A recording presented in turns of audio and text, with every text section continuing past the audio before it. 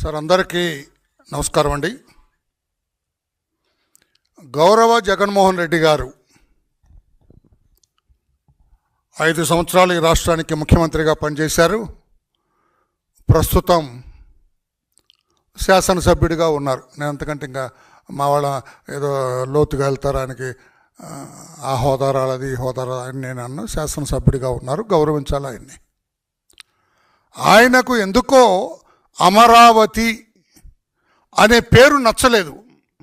ఇప్పటి నుంచి చాలా కాలం నుంచి కూడా ఆయన ముఖ్యమంత్రి అయిన దగ్గర నుంచి అంతకు ముందు కూడా ఎందుకో అమరావతి చంద్రబాబు నాయుడు గారు 2014లో ముఖ్యమంత్రి అయిన తర్వాత పరిపాలన చేపట్టిన తర్వాత ఆంధ్రప్రదేశ్ రాష్ట్రానికి చట్ట ప్రకారం, నేను చెప్పేది కొంచెం చట్టం అనేది నొక్కుతున్నానండి, దయచేసి మీరు కూడా అర్థం చేసుకోవాలా. జగన్మోహన్ రెడ్డి గారు మాట్లాడే మాటకి నా మాటకి తేడా ఉంటుంది. ఆయన నోటికి వచ్చినట్టుగా మాట్లాడతారు, నేను నోటు ఉంటేనే మాట్లాడతాను. Note in the sense not currency అండి, అంటే అధికారికంగా మాట్లాడతాను. నేను నోటికి వచ్చినట్లుగా మాట్లాడతారు ఆయన. అందుకని ఆయన ప్రెస్ మీట్కి నా ప్రెస్ మీట్కి హస్తి మసికాంతరం అంత తేడా ఉంటుంది, దయచేసి అర్థం చేసుకోవాలి. ఆయనకు అమరావతి అని నచ్చలేదు. ఆ రోజు చంద్రబాబు నాయుడు గారు ఎన్నో మందిని కన్సల్ట్ చేసి మేధావుల్ని, పెద్దల్ని, అందరిని కూడా, రిటైర్డ్ ఆఫీసర్లని అందరిని కూడా, ఎన్నో రకాలుగా పండితుల్ని, పామరుల్ని అందరిని కూడా కన్సల్ట్ చేసి అమరావతి అని ఫైనలైజ్ చేశారు ఆయన, రాజధానిని. అప్పటికి జరుగుతూ ఉన్నది కాదు. మరి ఎందుకో నాకు తెలీదు, అమరావతి అనే పేరు ఆయన ఇష్టపడటం లేదు. అమరావతి అనే పేరు నాకు ఇష్టం లేదు కాబట్టి అసలు రాజధాని ఉండటానికి వీల్లేదంటాడు. ఏమిటి? ముఖ్యమంత్రి ఎక్కడుంటే అదే రాజధాని. ముఖ్యమంత్రి ఎక్కడుంటే అదే రాజధాని. అవుతారు ఎందుకు? 5 ఏళ్ళు ఈ రాష్ట్రానికి ముఖ్యమంత్రి చేసిన వ్యక్తి మాట్లాడినవి ఆషామాషి వ్యక్తి అనుకున్నారా మాట్లాడింది? అనామకుడు అనుకున్నారా మాట్లాడింది? చదువు సంఖ్యలు లేనివాడు అనుకున్నారా మీరు మాట్లాడింది? విజ్ఞానం లేనివాడు అనుకున్నారా మీరు మాట్లాడింది?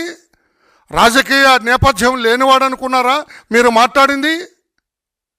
సాక్షాత్తు 5 సంవత్సరాలు మన రాష్ట్రానికి ముఖ్యమంత్రిగా పరిపాలించిన వ్యక్తి, వాళ్ళ నాన్నగారు 6 సంవత్సరాలు ఈ రాష్ట్రానికి ముఖ్యమంత్రిగా పనిచేశారు. వారిది కూడా రాజకీయ కుటుంబమే. ఆ కుటుంబం నుంచి వచ్చిన వ్యక్తి, ఒక్క నిమిషం, ఆ కుటుంబం నుంచి వచ్చిన వ్యక్తి, 5 ఏళ్ళు ఈ రాష్ట్రానికి ముఖ్యమంత్రిగా చేసిన వ్యక్తి, నేను ఎక్కడుంటే అదే రాజధాని, నేను అంటే ముఖ్యమంత్రి, ముఖ్యమంత్రి ఎక్కడుంటే అదే రాజధాని అంటారు. మనం చప్పట్లు కొట్టాలండి? ఓహో జగన్ భలే మాట్లాడేవయ్యా అని చప్పట్లు కొట్టాలా?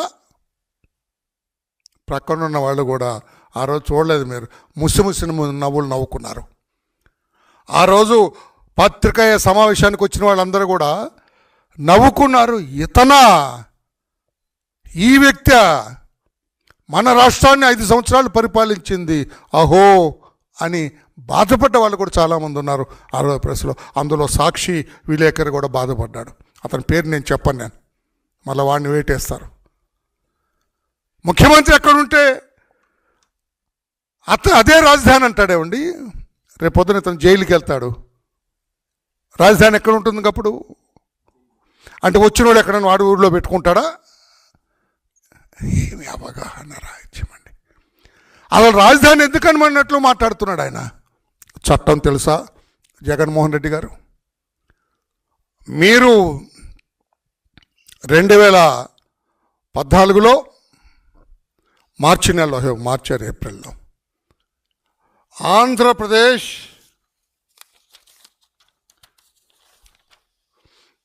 Reorganisation act 2014 Andhra Pradesh reorganisation act 2014, act number 6 of 2014.